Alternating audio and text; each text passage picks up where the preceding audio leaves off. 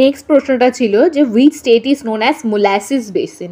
অপশানগুলো যেগুলো ছিল অর্থাৎ কোন রাজ্যকে মোলাসিস বেসিন হিসেবে পরিচিত, যে রাজস্থান, মিজোরাম আর আসাম। তা আমার অ্যান্সারটা হবে মিজোরাম। মিজোরাম মোলাসিস বেসিন কি সাধারণত যে সমস্ত সেডিমেন্টসগুলো রয়েছে অর্থাৎ পলি রয়েছে সেগুলো জমে এই বেসিনটা তৈরি করে, এটাকে ফোল্ড বেসিনও বলা হয়ে থাকে। এখানে আমরা যদি দেখি এটা হচ্ছে এনসিআরটি থেকে নেওয়া হয়েছে, যে মিজো হিলস আমরা দেখতে পাচ্ছি। সাধারণত মিজোরামের যে মাউন্টেনিয়াস এরিয়া, পাহাড়ি অঞ্চল, সেখানে এই বেসিন দেখতে পাওয়া যায়। যে Mizoram which is also known as the molasses basin which is made up of soft unconsolidated deposit, অর্থাৎ যে সমস্ত সেডিমেন্টস বা পলিগুলো রয়েছে নরম, সেগুলো আনকনসোলিডেটেড ডিপোজিট, যেগুলো এখনও পর্যন্ত কনসোলিডেটেড হয়নি, সেগুলো দিয়ে তৈরি হচ্ছে মোলাসিস বেসিন বা মিজোরাম, যেটা আমরা মিজোরামে দেখতে পাই। পরের প্রশ্নটা ছিল কুমারী রিভার ইজ ট্রিবিউটারি অফ, অর্থাৎ কুমারী রিভার অর্থাৎ কুমারী নদী যে কোন নদী ট্রিবিউটারি, উপনদী।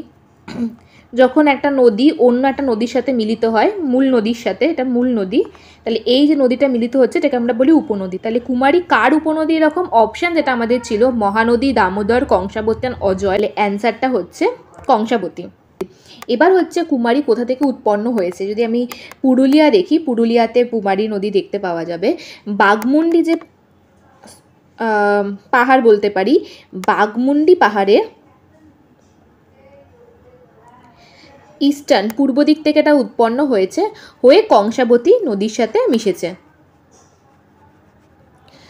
আর একটা জিনিস, যেখানে এই বাঘমুন্ডি আপল্যান্ডস রয়েছে সেখানে একটা ঘন শালের জঙ্গল আছে যেটাকে বলা হয় মুডালি রিজার্ভ ফরেস্ট। তো অনেক সময় আমাদের এরকম ফরেস্ট দিয়ে দেয় যেগুলো খুবই আননোন, আমরা জানি না, তো সেক্ষেত্রে মুডালি রিজার্ভ ফরেস্ট আমরা মনে রাখতে পারি। আর কুমারী নদীরই দুখানা উপনদী বা ট্রিবিউটারিস রয়েছে। এটা যদি আমার কুমারী নদী হয় তাহলে দুটো উপনদী বা ট্রিবিউটারিস রয়েছে, একটা হচ্ছে কুনারি নালা আর একটা হচ্ছে হনুমাতা নালা। তাহলে এর দুটো ট্রিবিউটারিস হচ্ছে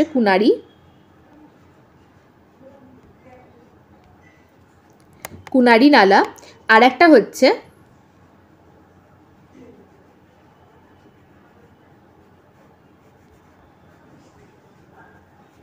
হনুমাতা নালা। পরের প্রশ্ন জিজ্ঞেস করেছে লিভিং ফসিলস।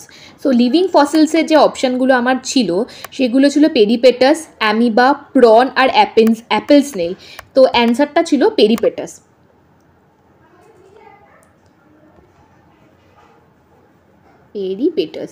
এটা হচ্ছে পেরিপেটাস। তাহলে এখানে আমাকে যে জিনিসটা বুঝতে হবে দুটো জিনিস, একটা হচ্ছে ফসিল আর একটা হচ্ছে লিভিং।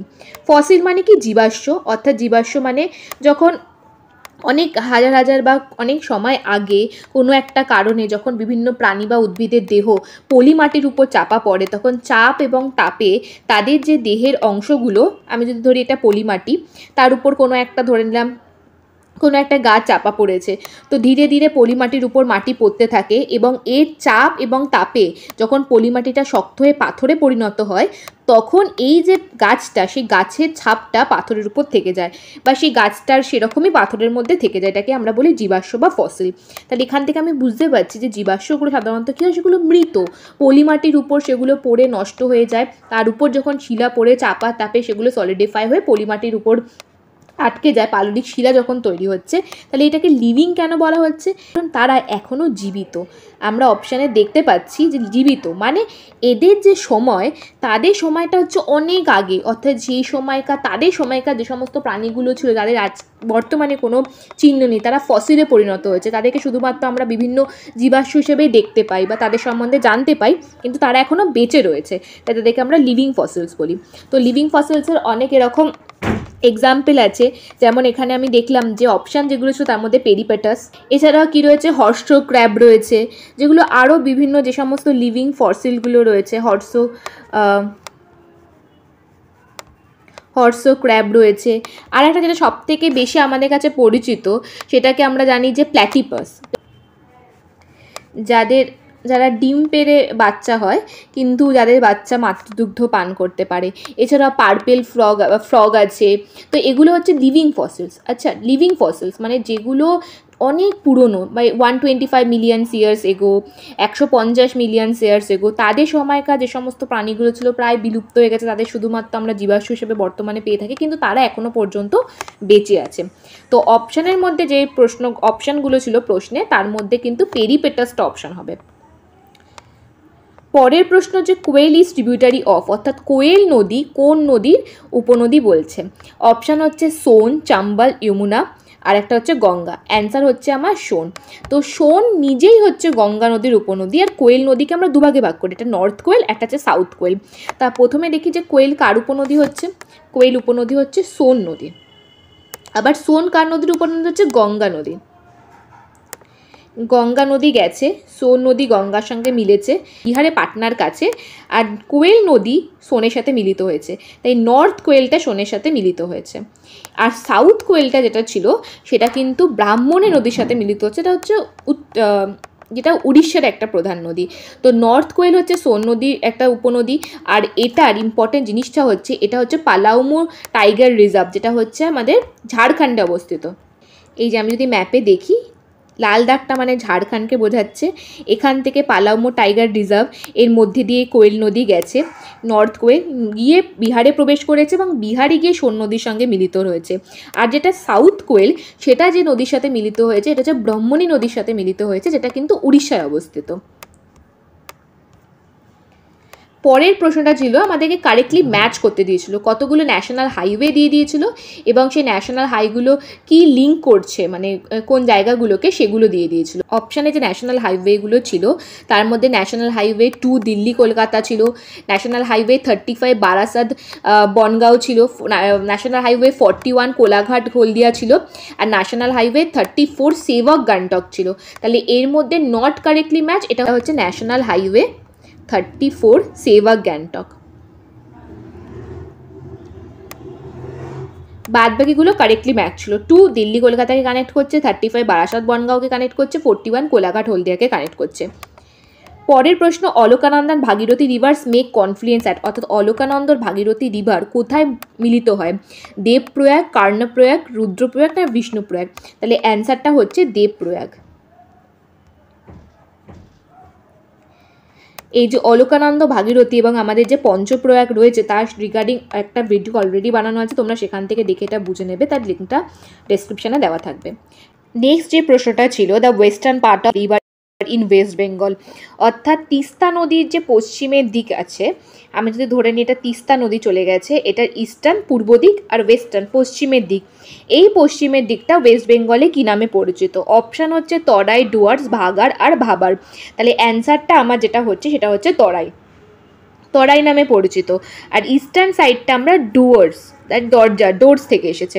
এবার যদি এই ম্যাপটাকে আমি একটু বড় করে দেখি, তাহলে প্রথমে আমি দেখতে পাচ্ছি এই যে গ্রিন জোনটা, আর এই জোনটা আমাকে দেখাচ্ছে যে ওয়েস্ট বেঙ্গল এবং তার আশেপাশের এরিয়াটা।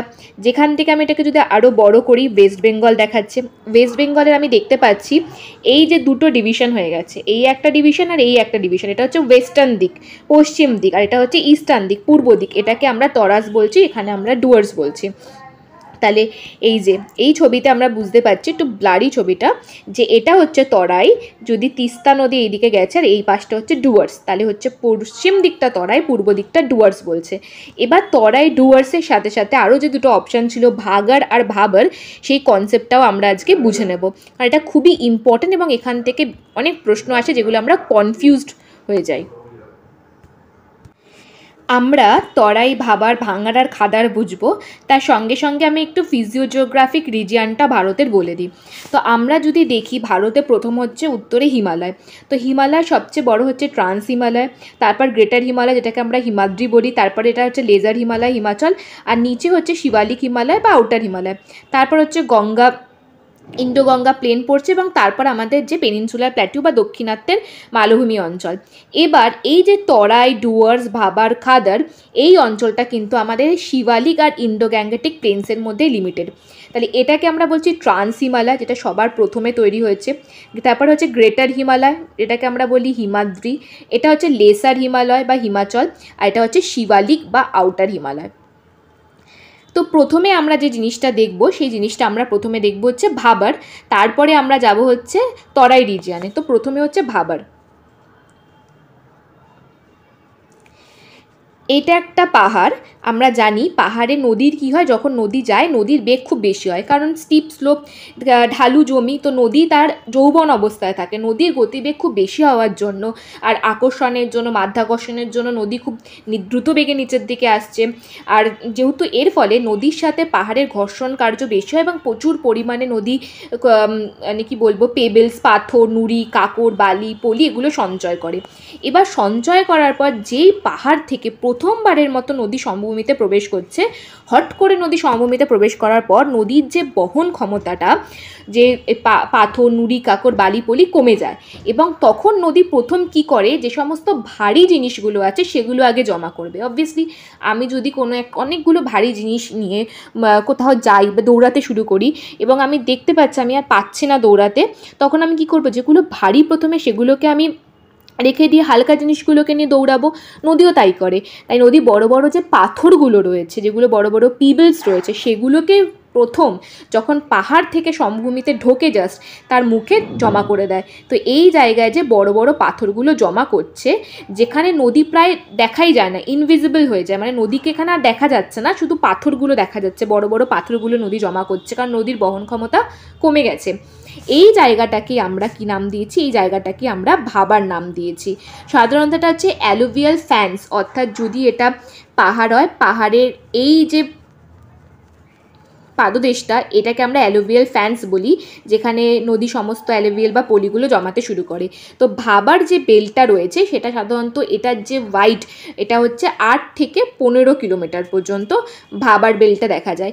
এখানে কি প্রথম কথা, এখানে নদীকে আমরা দেখতে পাচ্ছি না, আর বড় বড় পাথর হওয়ার জন্য একেবারে চাষবাসের জন্য উপযুক্ত না। এখানে শুধুমাত্র আমরা সেই সমস্ত বড় গাছ দেখি যেগুলোর মানে অনেক গভীর পর্যন্ত বা বড় বড় শিকড় রয়েছে, বড় হতে পারে।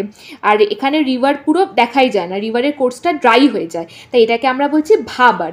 ঠিক আছে, এবার ভাবারের পর যে জিনিসটা আসে, এবার কি হবে, নদী যা কিছু বড় বড় পাথর বয়ে নিয়ে আসছিল ভাবারে জমা করে দেওয়ার পর নদী এখানে পুনরায় আবার নদীকে দেখা যাবে। এই জায়গায় নদী কি হবে, এবার বিভিন্ন ধরনের পলি দেখা যাচ্ছে, এখানে রিভার, নদীটা আবার রিঅ্যাপিয়ার হবে, নদীকে পুনরায় দেখা যাবে। আর এখানে সাধারণত নদী যেটা তৈরি করে, সেটা তৈরি করে হচ্ছে জলাভূমি টাইপের, মার্শল্যান্ড, সেটা হচ্ছে আমি দেখতে পাই জল জমে আছে, বড় বড় ঘাস জন্মেছে, সাভানা টাইপ তৃণভূমি এরিয়া, আর এটাকেই আমরা তরাই নাম দিয়েছি। যেমন আমরা কাজিরাঙা যদি কেউ ন্যাশনাল পার্ক যায় আসামে বা আমাদের, তাহলে আমরা এখানে তরাই রিজনটা দেখতে পাবো, যেখানে ঘাস জন্মেছে, তৃণভূমি, সাভানা টাইপের গাছ রয়েছে, এখানে নদী আবার পুনরায় রিইমার্জ হচ্ছে। এটা যে যদি দেখতে পাই, এই রিজিয়ানটাকে আমরা বলছি তরাই। তাহলে এই যে রিজিয়ানটা রয়েছে, এটাকে আমরা কি নাম দিয়েছি, এটাকে আমরা নাম দিয়েছি তরাই রিজিয়ান। যেখানে নদী আবার কি হচ্ছে, পুনরায় রিঅ্যাপিয়ার হচ্ছে, নদী যেখানে পুনরায় রিঅ্যাপিয়ার হচ্ছে, তরাই রিজিয়ান। আর এটা কতটা পর্যন্ত ছড়িয়ে আছে, এটা যে ছড়িয়ে আছে এটা 15 to 30 কিলোমিটার ওয়াইড, যেখানে ভাবার ছিল 8 to 15 কিলোমিটার। এবার এখানে যে ইম্পর্টেন্ট জিনিসটা হচ্ছে, যেহেতু এখানে নদী পুনরায় রিঅ্যাপিয়ার হচ্ছে, যে মার্শল্যান্ড, থিকলি ফরেস্টেড ন্যারো ট্র্যাক দেখতে পাই, যে ঘন জঙ্গল দেখতে পাওয়া যাচ্ছে, তাহলে এক্ষেত্রে এই জায়গাগুলো আমরা দেখি চাষবাস সাধারণত হয়ে থাকে, অ্যাগ্রিকালচার ল্যান্ড ভালো তৈরি করতে পারে, কিন্তু কোন ধরনের চাষবাস হয়ে থাকে, সুগার কেন, রাইস অ্যান্ড হুইট, এই 3টে জিনিস চাষ হয়। কিন্তু এর থেকেও মোস্ট ইম্পর্টেন্ট জিনিসটা হচ্ছে বোঝা, এই তরাই রিজিয়নটা কোথায় দেখতে পাই আমরা ভারতের ক্ষেত্রে। কারণ আমরা দেখলাম WBCSI প্রশ্ন করেছে হরিয়ানা, উত্তরাখণ্ড, উত্তরপ্রদেশ, বিহার এবং আমরা ওয়েস্ট বেঙ্গলে দেখতে পাই। কিভাবে দেখতে পাই, শিবালিক, প্রথমেই আমি দেখব ভাবার বড় বড় পাথর, তারপর ভাবারের পর এখানে আমি কি দেখব, এখানে আমি দেখব যে পুনরায় নদী রিঅ্যাপিয়ার হয়েছে, এখানে ছোটো ছোটো ঘাস, তৃণভূমি, মার্শি, জলাভূমি তৈরি করেছে, যেটাকে আমরা দিয়েছি তরাই নাম। আর তরাইটা আমরা দেখতে পাই হরিয়ানা, উত্তরাখণ্ড, উত্তরপ্রদেশ, ইউপি অ্যান্ড বিহার। তাহলে তরাই যে জায়গায় আমরা দেখতে পাচ্ছি, সেই জায়গাগুলো হচ্ছে ইউকে মানে উত্তরাখণ্ড, হরিয়ানা, ইউপি, বিহার, বিহারের নর্থ এবং ওয়েস্ট বেঙ্গল। দেখলাম ওয়েস্ট বেঙ্গলের ওয়েস্টার্ন পার্টে, যেটা হচ্ছে পশ্চিম দিক তিস্তা নদী, সেখানে আমরা তরাই রিজিয়ান দেখতে পাচ্ছি। এবার তরাই রিজিয়ানের পর যেটা হচ্ছে, সেটা হচ্ছে যে যেটা আমাদের অপশানেও ছিল, তরাইয়ের পর যেটা হচ্ছে আমরা পুনরায় আবার দেখতে পাই, সেটাকে আমরা বলি ভাঙড় বা ভাঙড়। এখানে কি হচ্ছে যে প্রথমে পাহাড় ভাবার রিজিয়ান দেখতে পেলাম, তরাই রিজিয়ান দেখতে পেলাম এখানে, এবার আমি দেখতে পাচ্ছি ভাঙড়। এখানে কি হচ্ছে, নদী এরকম প্রথমে এখানে আমার নদী ছিল, তো নদী যখন এই রিজিয়ানে কি হচ্ছে আরও যে সমস্ত সূক্ষ্ম পলিগুলো আছে জমা করবে। এবার এটা হচ্ছে পাহাড়, এখান থেকে ভাবার তৈরি হলো, তরাই তৈরি হলো, এই যে ডিপ কালারের ইয়েলো কালারটা এটাকে আমরা বলছি ভাঙড়। ভাঙড় মানে ওল্ড অ্যালুভিয়াম। নদী যখন যাচ্ছে তখন নদী পলি সঞ্চয় করতে করতে যাচ্ছে, এখানে আগে নদী পলি সঞ্চয় করেছিল, সেগুলো পুরনো পলিমাটি আমরা ধরতে পারি, সেগুলো সাধারণত হাই ফ্ল্যাট প্লেনে দেখতে পারবো। অর্থাৎ নদী যদি আমি ধরি, নদীর আশেপাশের জায়গাটাকে আমরা বলি পললভূমি বা ফ্ল্যাট প্লেন, যেগুলো হাই উঁচু জায়গা ফ্ল্যাট প্লেন, সেখানে আমরা কিন্তু দেখতে পাই কি ভাঙড়, ভাঙড়টা সেখানে দেখতে পাই। আর ভাঙড়ে সব থেকে ইম্পর্টেন্ট আর একটা জিনিস যেটা থাকে সেটা হচ্ছে ভাঙড়ে আমরা না বড় বড় এরকম কাঁকড় দেখতে পাই, যে কাঁকড়গুলো কাঙ্কার বলা হয়ে থাকে, সেটা আমরা ভাঙড়ে দেখতে পাই। তাহলে ভাঙড় কিসের জন্য বিখ্যাত? কাঙ্কার, যেগুলো অনেক সময় ক্যালসিরিশিয়াস কনসেন্ট্রেশন তৈরি হয়। আর এই ক্ষেত্রে আমরা আবার দেখতে পাই যে ভাঙড় জায়গাটা রয়েছে সেটা কিন্তু রিজিনিয়াল ভ্যারিয়েশন রয়েছে, বিভিন্ন জায়গায় বিভিন্ন নামে পরিচিত। যেমন আমাদের পশ্চিমবঙ্গের ক্ষেত্রেই এই যে ভাঙড়টা বরেন্দ্রভূমি অঞ্চল, পশ্চিমবঙ্গের সমভূমিটাকে আমরা অনেক ভাগে ভাগ করে থাকি, তো বরেন্দ্র মানে বরেন্দ্র প্লেনের অংশ সাধারণত নর্থ, তো সাধারণত আমরা নর্থ বেঙ্গলে দেখতে পাই এই জায়গাটা।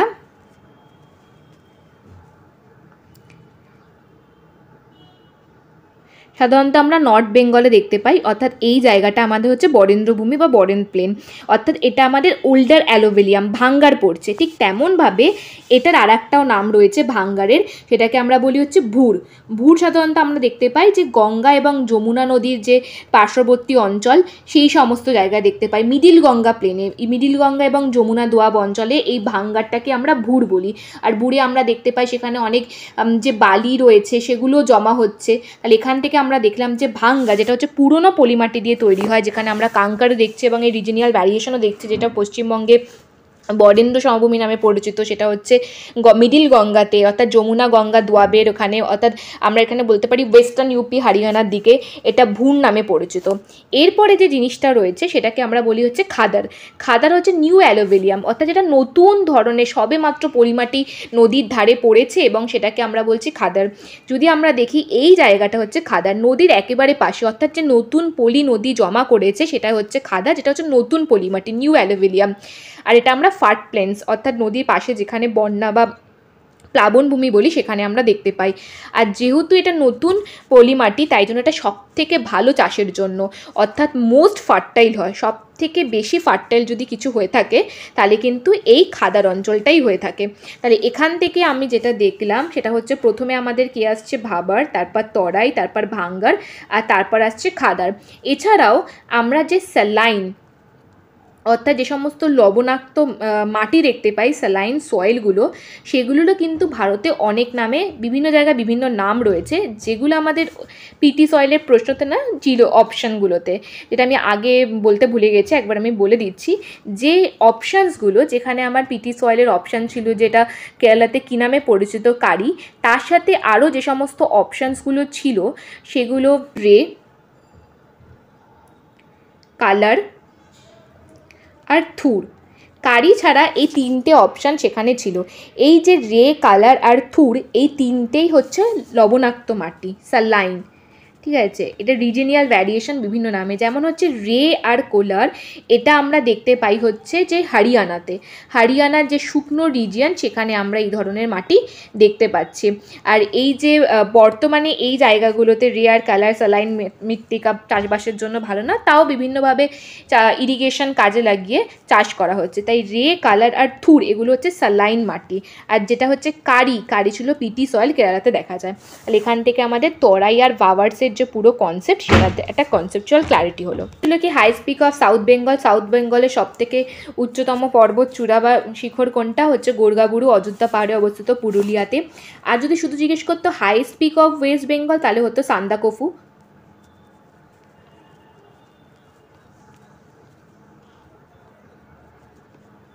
সেকেন্ড হাইয়েস্ট পিক হচ্ছে ফালুট। আর থার্ড হচ্ছে সাবাগ্রাম। পরের প্রশ্ন দিয়েছে Mettur dam is build on which river, যে মেট্টুর ড্যাম কোন নদীর উপর অবস্থিত। অপশান যেগুলো ছিল তার মধ্যে অপশান ছিল হচ্ছে মহানদী, গোদাবরী, কৃষ্ণা আর কাবেরী। অ্যান্সারটা হচ্ছে কাবেরী। কাবেরী নদীর উপর তামিলনাড়ুতে অবস্থিত। যদি এটা আমাদের দক্ষিণ ভারতের ম্যাপ হয়, এটা হচ্ছে কর্ণাটক আর এখানে হচ্ছে তামিলনাড়ুতে অবস্থিত। আর এটা কিন্তু এই যে কাবেরী নদীর উপর মেট্টুর ড্যাম তৈরি হয়েছে, এর ফলে যে জল বন্টন হচ্ছে কর্ণাটক আর তামিলনাড়ুর মধ্যে, এটা একটা কিন্তু প্রবলেম তৈরি করেছে। Bone of contention Mettur dam Karnataka আর তামিলনাড়ুর মধ্যে, এটা কাবেরী নদীতে অবস্থিত। তার পরের প্রশ্ন জিজ্ঞেস করেছিল একটা, যে কোন dam not mean for irrigation purpose, মানে অপশানে যেগুলো দিয়েছিল তার মধ্যে কোন ড্যামটা ইরিগেশন বা চাষবাসের জন্য ব্যবহার করা হয় না। অপশানের মধ্যে ছিল ভবানী সাগর, শিবসমুদ্র, কৃষ্ণরাজা সাগর আর ভাকরা নাগাল। এর মধ্যে সবকটাই, অর্থাৎ ভবানী সাগর, কৃষ্ণরাজা সাগর আর ভাকরা নাগাল, এই তিনটেই ব্যবহার করা হয় চাষবাসের জন্য। কিন্তু অপশানে যেটা ছিল না, শিবা সমুদ্রম, এটা কোনো ড্যাম নয়, এটা একটা ওয়াটারফল, জলপ্রপাত, কর্ণাটকে অবস্থিত। তাই এটা ইরিগেশন পারপাসের জন্য ব্যবহার করা হয় না। ওয়াটারফল কর্ণাটকে অবস্থিত আর কাবেরী নদীতে, কাবেরী, তাই এটা কোনো ড্যাম নয়, এটা একটা ওয়াটারফল বা জলপ্রপাত। নেক্সট যে প্রশ্নটা ছিল, how many districts in West Bengal, West বেঙ্গলে কটা জেলা রয়েছে, 23rd। তারপর একটা district with highest child sex ratio in 2011 in West Bengal, অর্থাৎ ওয়েস্ট বেঙ্গলের কোন জেলাতে চাইল্ড সেক্স রেশিও সব থেকে বেশি। সেক্স রেশিও মানে ভারতের ক্ষেত্রে আমরা 1000 পুরুষে কতজন মহিলা রয়েছে সেটা দেখার চেষ্টা করি। তো এখানে যে অপশানগুলো ছিল তার মধ্যে অ্যান্সারটা অপশান ছিল দার্জিলিং, হাওড়া, কলকাতা, মালদা। তাহলে সব থেকে হাইয়েস্ট সেক্স রেশিও, অর্থাৎ চাইল্ড সেক্স রেশিও জিজ্ঞেস করেছে, not sex ratio. Sex ratio আর চাইল্ড সেক্স রেশিও আলাদা। চাইল্ড সেক্স রেশিও মানে শিশুদের মধ্যে 1000 পুরুষ, মানে শিশুর মধ্যে কতজন মহিলা শিশু রয়েছে। তাহলে অ্যান্সারটা হবে আবার দার্জিলিং। আর সব থেকে কম চাইল্ড সেক্স রেশিও হচ্ছে, সব থেকে কম, এটা হচ্ছে কলকাতা। পশ্চিমবঙ্গে যে চাইল্ড সেক্স রেশিও এটা হচ্ছে 950, মানে 1000 ছেলেতে 950 করে মেয়ে রয়েছে। পরের প্রশ্ন, নোটাবুরু আইরন লোকেটেড ইন ওয়্যাট, সিংভূমে অবস্থিত। অপশানগুলো ছিল কোন জেলায় বলেছিল। জেলাগুলোর মধ্যে ছিল ময়ূরভঞ্জ জেলা, ময়ূরভঞ্জ ডিস্ট্রিক্ট, বাস্তার ডিস্ট্রিক্ট, দুর্গ ডিস্ট্রিক্ট আর সিংভূম ডিস্ট্রিক্ট। নোটাবুরু আইরনর এটা হচ্ছে ঝাড়খণ্ডে অবস্থিত, সিংভূম ডিস্ট্রিক্টে। ইস্ট অ্যান্ড ওয়েস্ট সিংভূম আছে, সিংভূম ডিস্ট্রিক্টে অবস্থিত। তাহলে অ্যান্সারটা হচ্ছে সিংভূম ডিস্ট্রিক্ট, ঝাড়খণ্ড। তারপরের প্রশ্ন, ফার্স্ট ট্রান্সজেনিক ক্রপ, প্রথম ট্রান্সজেনিক ক্রপ কোনটা ছিল। অ্যান্সার যে অপশানস ছিল tobacco, cotton, P and rice. তাহলে এটা হচ্ছে টোব্যাকো। তাহলে ফার্স্ট ট্রান্সজেনিক ক্রপ হচ্ছে টোব্যাকো। এই যে দেখতে পাচ্ছি 1987। ট্রান্সজেনিক মানে কি, যে ক্ষেত্রে আমরা কোনো একটা গাছের জিনের সঙ্গে অন্য কোনো গাছের বা অন্য কোনো প্রাণীর জিনকে বিভিন্নভাবে বায়োটেকনোলজি পদ্ধতিতে যোগ করে বিভিন্ন ধরনের ক্রপস বা শস্য তৈরি করি। তাহলে টোব্যাকোর ক্ষেত্রে কী হয়েছিল, এটাকে ট্রান্সজেনিক ক্রপ এই জন্য বলা হয়ে থাকে কারণ ডিপিটি রেজিস্ট্যান্ট, যে ডিপিটি রোগ হয় সেটা তার জন্য হবে না এই টোব্যাকোর জন্য, ট্রান্সজেনিক টোব্যাকোতে, কারণ এর মধ্যে L-ফসফিনোথিরিসিন এর যে জিন সেটা ইনকর্পোরেট করা রয়েছে। তাহলে L-ফসফিনোথিরিসিনের জিন ইনকর্পোরেট করা হয়েছে, এর ফলে যে এই টোব্যাকো বা তামাক এখন রয়েছে তার মধ্যে ডিপিটি রোগ আর হবে না, অর্থাৎ এখানে ফসল ফলন বৃদ্ধি হবে এবং ডিপিটি রোগ হবে না। তার জন্য আমরা এই ট্রান্সজেনিক ক্রপটা তৈরি করেছি। ট্রান্সজেনিক ক্রপ তৈরি করার অনেক কারণ হয়েছে, সাধারণত বিভিন্ন পেস্ট, পোকামাকড় বা কীটনাশক, বিভিন্ন পোকামাকড়দের থেকে গাছগুলোকে রক্ষা করার জন্য, তাদের ফসল উৎপাদন বৃদ্ধি করার জন্য, তাদের গুণগত মান বৃদ্ধি করার জন্য। ঠিক যেমন আমরা দেখি আমাদের সবথেকে ফেমাস হচ্ছে বিটি কটন গাছ, যার মধ্যে আমরা ব্যাকটেরিয়া থ্রুরোজেনেসিস ছিল তার জিন যোগ করাতে এটা যে পিঙ্ক বলওয়ার্ম আছে তার এগেনস্টে রিজিলিয়েন্ট হয়ে যায়। তাহলে পিঙ্ক বলওয়ার্ম আর এটাকে নষ্ট করতে পারে না, তাই জন্য ফসল ভালো থাকে। এটা টোব্যাকো এরকমই তৈরি করা হয়েছিল যাতে ডিপিটি রোগ তার না হয়। 1987 টোব্যাকো হচ্ছে প্রথম ট্রান্সজেনিক ক্রপ। সি হর্স বলেছে, অপশানে সি হর্স কী। তো অপশানগুলোর মধ্যে যেগুলো ছিল তার মধ্যে সি হর্স, আমরা যদি দেখি সি হর্স হচ্ছে এক ধরনের মাছের প্রজাতির মধ্যে পড়ছে। তো অপশান যেগুলো আমার ছিল ম্যামল অর্থাৎ স্তন্যপায়ী, প্ল্যান্ট, গাছ, fish and none of the above. তাহলে এটা আমার সি হর্স, এটা আমার ফিশ, এটা হচ্ছে আমার সি কাউ, এটা হচ্ছে আমার ম্যামেলস, যেটাকে আমরা ডুগং বলি। এটা গুলফ অফ মুন্নারে তামিলনাড়ুতে বেশি পরিমাণে দেখা যায়। তাহলে এটা হচ্ছে সি হর্স মানে ফিশ। সি হর্স নামেই বুঝতে পারছি, সি হর্স, হর্স মানে যেহেতু মাথায় আসছে হর্স, ম্যামেলস হতে পারে, বাট এটা এক ধরনের মাছ। আর যেখানে হচ্ছে সি কাউ যেটাকে আমরা বলি, কাউ ডুগং, এটা কিন্তু ম্যামেলস।